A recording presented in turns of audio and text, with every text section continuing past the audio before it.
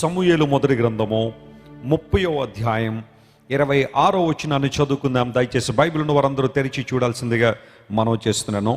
సమూయేలు మొదటి గ్రంథము 30వ అధ్యాయం 26వ వచనాన్ని. దావీదు సిగ్లకునకు వచ్చినప్పుడు దోపుడు సొమ్ములో కొంత తన స్నేహితులైన యూదా పెద్దల కోసం ఏర్పరిచి యెహోవా శత్రువుల యొద్ద నేను దోచుకొనిన సొమ్ములో కొంత ఆశీర్వాద సూచనగా, ఆ మాట అండర్లైన్ చేసుకోండి, కొంత ఆశీర్వాద సూచనగా మీకు ఇచ్చుచున్నానని చెప్పి వారిని పంపించెను. దేవుని స్తోత్రం చెప్దాం ఒకసారి. హల్లెలూయా, హల్లెలూయా. దావీదు సిగ్లకుకు వచ్చినప్పుడు తనకు స్నేహితులైన యూదా పెద్దలందరికీ వర్తమానం పంపించాలి అంటున్నాడు. దేవుడు నాకు అనుగ్రహించిన సొమ్ములో కొంత మీకు ఆశీర్వాద సూచనగా పంపిస్తున్నాను, తీసుకోండి అని దావీదు తన దగ్గరున్న దానిలో కొంత తన చుట్టూ ఉన్న యూదా పెద్దలకు పంపించినట్టుగా లేఖనాల్లో మనం చూస్తున్నాం. ప్రియులారా గమనించండి, సమూయేలు మొదటి గ్రంథం 30వ అధ్యాయం అంతా కూడా మనం ఆలోచన చేస్తే అందులో ఒక సంఘటన రాయబడింది. దావీదు మరియు అతని దగ్గరున్న యోధులందరూ కూడా ఫిలిస్తీ దేశంలో ఉన్నారు. సిగ్లకు అనే ప్రాంతం ఫిలిస్తీ దేశంలో ఉన్న ప్రాంతం అది. అక్కడున్నారు ఎందుకోసం అంటే సౌలుతో అనవసరంగా ఎందుకు గొడవలు పెట్టుకోవడం, సౌలు దావీదును చంపుదామని చూస్తున్నాడు, దావీదు పరిగెడుతూ ఉన్నాడు, ఇంకా ఇబ్బందులు గురి చేస్తూ ఉన్నాడు, ఎందుకులే అని చెప్పి సౌలుకు దూరంగా వెళ్ళిపోదామని చెప్పి దావీదు ఫిలిస్తీ ప్రాంతం దగ్గరికి వచ్చి ఆనాటి టైంలో ఉన్న రాజు ఆకీషు దగ్గరికి వెళ్ళి అడుగుతున్నాడు, అయ్యా ఈ ప్రాంతంలో మాకు ఏదైనా ఒక చిన్న ప్లేస్ ఒకటి ఇవ్వండి, అక్కడ ఉంటాం, ఎందుకు అనవసరంగా సౌలుతో మాకు గొడవలు అని చెప్పగానే ఆకీషు వారికి సిగ్లక్ అనే ప్రాంతాన్ని ఇచ్చాడు. ఒక ప్లేస్ వారికి ఇచ్చి ఇందులో ఉండండి అనగానే దావీదు అతని కుటుంబము మరియు అతనితో ఉన్న యోధులందరూ కూడా సిగ్లకులో ఉండడం ప్రారంభించారు. ఎప్పుడైతే దావీదు ఇంక ఫిలిస్తీ దేశానికి వెళ్ళిపోయాడని సౌలు తెలుసుకున్నాడో ఇంకా దావీదును తరవడం మానేశాడు. దినాలు గడిచిన తర్వాత ఫిలిస్తీయులు ఒక రోజున ఇశ్రాయేలు దేశం మీదకి దండెత్తాలని నిర్ణయించుకున్నారు, సౌలు మీదకి రావాలని. ఇప్పుడు దావీదును తీసుకెళ్దామా వద్దన్న విషయంలో దావీదుకి అవకాశం ఇచ్చారు. బాబు నువ్వు రావాలనుకుంటారా మాతో, ఎందుకంటే ఇప్పుడు మా దేశంలో ఉన్నావు కాబట్టి ఇశ్రాయేల్ రాజును సౌలుతో పోరాడాలంటే రా అన్నప్పుడు దావీదు తగిన సమయం కోసం దేవుని సన్నిధిలో కనిపెట్టాడు. ఈ లోపల ఫిలిస్తీన్లు వెళ్తుండగానే వారిలో ఉన్న అధికారుల నుంచే కొంత వ్యతిరేకత వచ్చింది. దావీదు ఎవరు అనుకున్నావు, ఆదేశిస్తుడే కదా, మనతో వచ్చినట్టు వచ్చి మనలందరినీ సంహరించి తన రాజుకు మనల్ని కానుకలుగా ఇస్తే ఏంటి సంగతి, అందరూ కూడా దావీదు రావడానికి వీల్లేదనగానే దావీదు మరియు అతనితో ఉన్న వాళ్ళందరూ కూడా మరలా ఆ యుద్ధ భూమిలోంచి వెనక్కి వచ్చేసారు, సిగ్లగ్ అనే ప్రాంతానికి వచ్చారు. ఈ లోపల వారు ఆ ప్రాంతానికి వచ్చేసరికి ఒక భయంకరమైన వినాశనం జరిగింది. 3 రోజులు వీరు ఈ ప్రయాణం చేసి వెనక్కి వచ్చేసరికి సిగ్లగ్ ప్రాంతం అంతా కూడా కాల్చివేయబడిన పరిస్థితి ఉంది. దావీదు యొక్క కుటుంబాన్ని అపహరించారు, పిల్లల్ని అపహరించారు. అక్కడున్న యోధులందరి బిడ్డలందరినీ కూడా తీసుకుని పోయి సిగ్లగ్ అంతా కూడా మాటలో చెప్పాలంటే ఒక అత్యంత భయంకరమైన పరిస్థితిని చూపిస్తూ ఉంది. ఈ సమయంలో దావీదు చూశాడు, అయ్యో తన యొక్క కుటుంబాన్ని కొనిపోయారు, బిడ్డలను తీసుకుని వెళ్ళిపోయారు, మొత్తం వారి దగ్గర ఉన్న సంపద అంతా దోచుకుని పోయారు, సిగ్లగ్ ప్రాంతం అంతా కూడా నాశనం చేశారు. ఇలాంటి సందర్భంలో దావీదు అక్కడున్న వాటిని చూసి బాధపడుతూ ఉంటే అదొక సమస్య అయితే, ఇప్పుడు ఇంకొక సమస్య ఏంటంటే అతని చుట్టూ ఉన్న వాళ్ళందరూ కూడా ఇదిగో మనం ఎలా అయిపోవడానికి కారణం దావీదే, ఇతని వల్లే మనం ఈ సిగ్లకు వచ్చాం, అందును బట్టి అమాలేకుల చేతిలో ఈ రోజున మనం ఈ భయంకరమైన ఓటమిని పాలేం కాబట్టి దావీదును చంపేద్దామని చెప్పి అంతవరకు ఏ దావీదు ద్వారా అయితే దీవెన పొందారో ఆ దీవెన పొందిన తన ప్రజలే, తన వారే దావీదు మీద వ్యతిరేకంగా మాట్లాడడం ప్రారంభించారు. ముందు ఏడ్చారు, తర్వాత దావీదు మీద ప్రతీకారం తీర్చుకోవాలనుకున్నారు. ఆ పర్టికులర్ టైంలో దావీదు తన దేవుడిని యెహోవాను బట్టి ధైర్యం తెచ్చుకున్నాడు. స్తోత్రం చెప్పండి, హల్లెలూయా. కొన్నిసార్లు పరిస్థితులు ఎలా ఉంటాయంటే బయట నుండి వచ్చే శత్రువులు ఒకంత బాధకు గురి చేస్తే మన చుట్టూ ఉన్న వాళ్ళే కొన్నిసార్లు మనల్ని ఏం చేస్తారు చెప్పండి, ఇబ్బంది పెడతారు, బాధకు గురి చేస్తారు. బహుశా నీ భర్తే కావచ్చు, లేదా నువ్వు ప్రేమించి నీ భార్యే కావచ్చు, నువ్వెంతవరకు ఎవరికైతే మేలు చేసావో ఆ బంధువులే కావచ్చు, ప్రాణప్రదంగా నిన్ను ప్రేమిస్తున్నానని చెబుతున్న స్నేహితులే కావచ్చు, ఉన్న పాటును ఎదురు తిరిగేసి దావీదును చంపేద్దామని మాట్లాడుకున్నట్టుగానే నీ గురించి కూడా మాట్లాడుకునే పరిస్థితులు కొన్నిసార్లు నీ జీవితంలో రావచ్చేమో.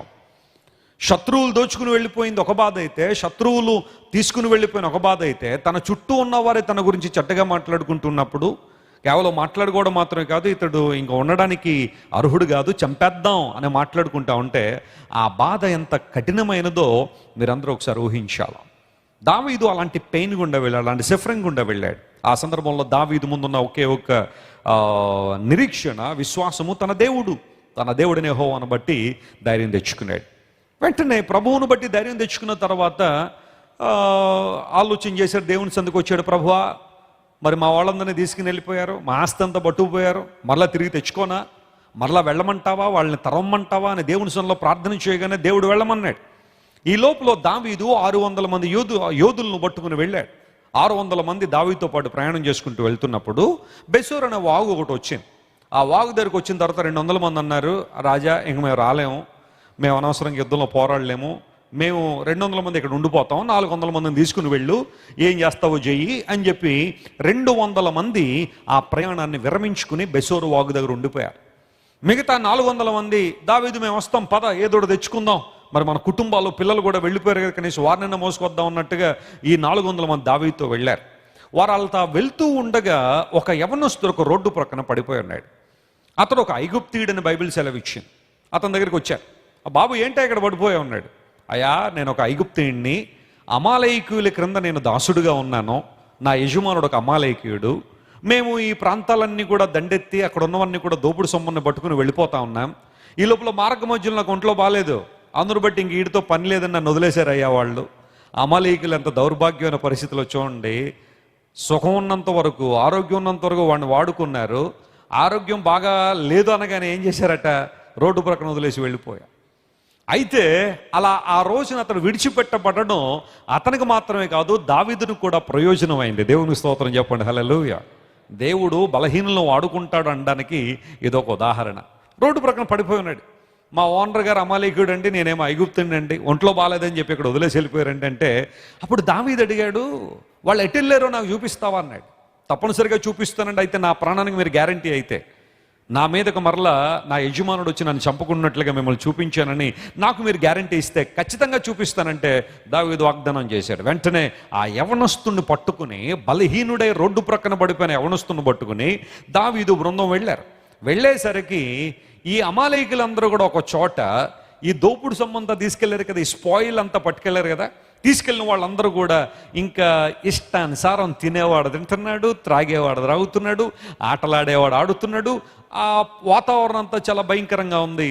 అక్కడికి ఈ యవనస్తుడు తీసుకెళ్ళి ఇదిగోండి వీళ్ళే అనగానే అప్పుడు దావీదు మరియు అతని సైన్యము వారిని జయించి వీరికి రావాల్సింది మాత్రమే కాక, చెప్పండి, వీరికి రావాల్సింది మాత్రమే కాక అమాలేకీయుల దగ్గర ఉన్నదంతా కూడా తిరిగి తెచ్చారు. దేవుని స్తోత్రం చెప్పండి, హల్లెలూయా.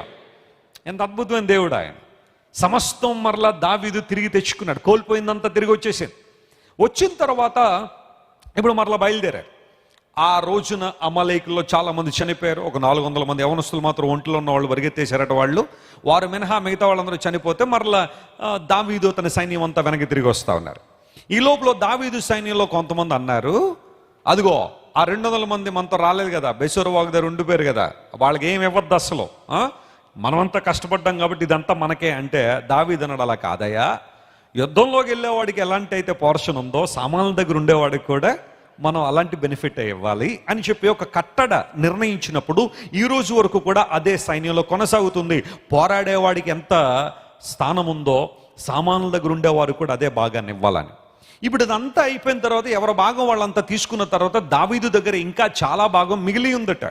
ఆ మిగిలి ఉన్న భాగాన్ని దావీదు తన దగ్గరే ఉంచుకోకుండా మంచి మనసు కలిగిన దావీదు ఏమన్నాడు తెలుసా, యూదా ప్రాంతాల్లో ఉన్న వాళ్ళందరూ కూడా ఆ ప్రాంతాల్లో ఉన్న పెద్దలందరికీ ఉత్తరాలు పంపించి అంటున్నాడు, దేవుడు నన్ను దీవించాడు, నేను కోల్పోయిందంతా నాకు తిరిగి ఇచ్చాడు. ఆయన ఎంత గొప్ప దేవుడు అంటే అమాలేకీయులు ఏదైతే నా దగ్గరనంతా తీసుకుని పోయారో మరలా తిరిగి తీసుకునే అవకాశం దేవుడు నాకు ఇచ్చాడు, కాబట్టి నేను దీవించబడ్డాను, కాబట్టి మిమ్మల్ని అందరినీ దీవించాలని ఆశిస్తున్నాను అని చెప్పి దేవుడు నాకు ఇచ్చిన సొమ్ములో ఆశీర్వాద సూచనగా ఉండుటకు మీకు కొంత పంపించాలని ఆశపడుతున్నా, మీకు కొంత భాగం ఇవ్వాలని ఆశిస్తున్నానని చెప్పి ఆ క్రింద ఆ యూదా పట్టణాలు 13 పట్టణాలు ఉన్నాయి. చెప్పండి, ఎన్ని ఉన్నాయి? మీరు ఇంటికి వెళ్ళిన తర్వాత ఆ వచనాలన్నీ చదివితే బేతేల దగ్గర నుండి మొదలుపెట్టి హెబ్రోన్ వరకు కూడా 13 పట్టణాల్లో ఉన్న యూదా ప్రజలందరికీ కూడా భాగాన్ని ఇవ్వడం ప్రారంభించాడు. స్తోత్రం చెప్పండి, హల్లెలూయా. ఇప్పుడు ఇక్కడ దాకా అర్థమైంది నేను చెప్పిందంతా? ఏమన్నా కన్ఫ్యూజింగ్ ఉందా? ఏం లేదు కదా. ఆ అధ్యాయం అంతా వివరించాను అంతే, నేను కొత్తగా ఏం చెప్పలా. అందులో ఉన్నదే మొత్తం మన భాషలో చెప్పుకున్నాం. బైబిల్లో పాత నిబంధనలో కొన్ని భాగాలు మనకి ఒకసారి రెండుసార్లు చదివితే అర్థం కాకపోతే మరల చదివి ఒక ఊహాత్మకంగా ఆ పిక్చర్ను ఊహించుకోగలిగితే చాలా ఈజీగా అర్థమైంది. ఇది సమూయేలు మొదటి గ్రంథం 30వ అధ్యాయం అంత సారాంశం అది. ఇప్పుడు నేను చెప్పాలనుకున్న మాట ఏంటంటే, ఎవరి భాగాన్ని వారికి ఇవ్వడానికి దావీదు ఒక ప్రణాళిక కలిగి ఉన్నాడు. అందరూ మాట నాతో చెప్పండి, ఎవరి భాగము వారిదే. గట్టిగా చెప్పండి మరలా, ఎవరి భాగం వారిదే. దావీదు 13 ప్రాంతాల్లో ఉన్న యూదా పెద్దలకు వారి గ్రామములకు భాగాన్ని పంచుతూ ఉన్నాడు. విచిత్రం ఏంటంటే, ఇందులో ఉన్నవాళ్ళు దావీదుతో పోరాడినట్టుగా మనకు లేదు, కానీ పోరాడిన వాడు దావీదు, ప్రయోజనం పొందిన వారు మాత్రం ప్రజలు. స్తోత్రం చెప్పండి, హల్లెలూయా. ఇక్కడ దావీదు మన ప్రభు అయిన యేసుక్రీస్తు వారికి సాదృశ్యంగా ఉన్నాడు. ప్రభు అయిన యేసుక్రీస్తు వారు సిలువ మీద మన కోసం శ్రమ పొందారు. ఆయన మన కోసం కష్టపడ్డాడు. ఆయన మన కోసం సిలువలో రక్తం గార్చాడు. ఆయన మన కోసం చేతుల్లో మేకులు కొట్టించుకున్నాడు. ఆయన మన కోసం కాళ్ళల్లో మేకులు కొట్టించుకున్నాడు. ఆయన మన కోసం బళ్ళెపు పోటు భరించాడు. ఆయన మన కోసం పిడి గుద్దులు భరించాడు. బూతులు తిట్టారు యేసు ప్రభువుని, భయంకరమైన మాటలతో ఆయన్ను బాధించారు, వేధించారు, శ్రమపడ్డాడు యేసయ్య. సిలువను మోసాడు. ఆఖరికి సిలువలో మరణించిన తర్వాత చేసిందంతా ఆయన. రక్షణ వచ్చింది ఎవరికి? చెప్పండి గట్టిగా, రక్షణ వచ్చింది ఎవరికి? మనకు.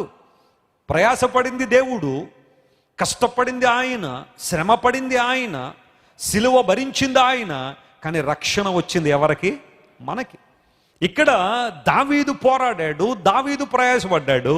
అయితే తన స్నేహితులైన వారికి భాగాన్ని ఇవ్వాలని ఆశిస్తున్నాడు. దేవుని స్తోత్రం చెప్పండి, హల్లెలూయా. మన దేవుని మంచిదనం ఎంత గొప్పదో ఆలోచించాను. మన దేవుని యొక్క ఔన్నత్యం ఎంత గొప్పదో ఆలోచించాను. ఆయన ప్రేమ ఎంత గొప్పదో ఆలోచించాను. ఎక్కడున్న మనలో ఏ ఒక్కరూ కూడా మన రక్షణ కొరకు మనం ఏం చేయలేదు, ప్రయాసపడలేదు. మనలో ఏ ఒక్కరూ మన రక్షణ కోసం 100 కొండలు ఎక్కలేదు. మనలో ఏ ఒక్కరూ కూడా మన రక్షణ కోసం 1000 మెట్లు ఎక్కలేదు. మనలో ఏ ఒక్కరూ కూడా 1500 కిలోమీటర్లు పొరుల దండలు పెట్టలేదు మన రక్షణ కోసం. పెట్టామా మనలో ఎవరైనా? మనలో ఏ ఒక్కరూ మన రక్షణ కోసం 3 ఊళ్ళు భోజనాలు పెట్టలేదు మనం. మనలో ఏ ఒక్కరూ మన రక్షణ కోసం అది ఇది మనం చేయలేదు. కేవలం ప్రభు అయిన యేసు క్రీస్తు యొక్క శ్రమ, ఆయన సిలువ శ్రమ యందు విశ్వాసం ఉంచడం వలన మనందరం ఉచితంగా నీతిమంతులుగా ఏం చేయబడ్డాం? తీర్చబడ్డాం. క్రైస్తవ్యం ప్రపంచానికి ఇచ్చిన వర్తమానం ఇదే. Salvation is free. రక్షణ ఉచితం. యేసు ప్రభు మనందరి కోసం సిలువలో మరణించి ఆయన తన భాగాన్ని మనకి ఇవ్వాలని ఆశిస్తున్నాడు. మీరు ఇంతవరకు విన్న దైవ సందేశం మరియు దేవుని సేవకులు చేసిన ప్రార్థన మీకు ఆశీర్వాదకరముగా ఉన్నదని విశ్వసించుచున్నాము. ఈ సందేశాన్ని మీ స్నేహితులకు, బంధువులకు షేర్ చేయండి. మీకు ఏదైనా ప్రార్థన అవసరత ఉన్నచో మా ఫోన్ నంబర్లకు కాల్ చేయండి. దేవుడు మిమ్మల్ని ప్రేరేపిస్తే విశ్వాసంతో సాగుచున్న ఈ పరిచర్యను ప్రోత్సహించండి. మరిన్ని వర్తమానాలు, పాటలు వినుటకు జాన్ వెస్లీ మినిస్ట్రీస్ అను మా యూట్యూబ్ ఛానల్ను సబ్స్క్రైబ్ చేసుకొనండి. ప్రభువైన యేసుక్రీస్తు కృప మీకు తోడైండును గాక.